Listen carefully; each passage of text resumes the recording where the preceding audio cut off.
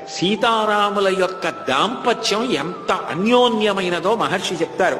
రామస్తు సీతాయాసార్థం విజహార బహూనృతోన్ మనస్వీత గతస్తస్య నిత్యం హృది సమర్పిత.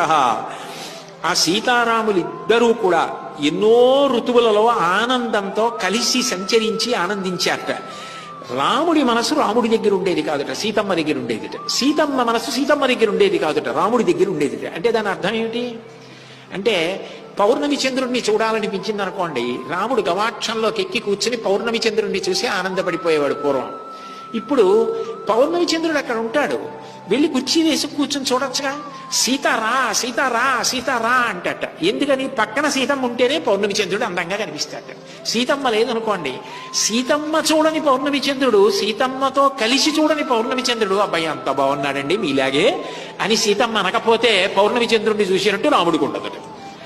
రాముడితో కలిసి పౌర్ణమి చంద్రుడిని చూడకపోతే సీతమ్మగా పౌర్ణమి చంద్రుడిని చూసినట్టు ఉండదు. కారణం ఆయన మనసు ఆవిడ దగ్గర ఉంది, ఆవిడ మనసు ఆయన దగ్గర ఉంది. ఏ చిన్న సంతోషమైనా ఇద్దరూ కలిసి అంతగా పెనవేసుకుపోయిన మనసులుట.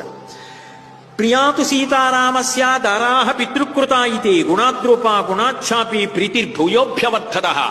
రాముడు మొట్టమొదట్లో సీతమ్మని ఎందుకంత ప్రేమగా చూశాడంటే, మా నాన్నగారు దశరథ మహారాజు గారు ఈమె నాకు తగిన ఇల్లాలు అని నిర్ణయించి వివాహం చేశాడు.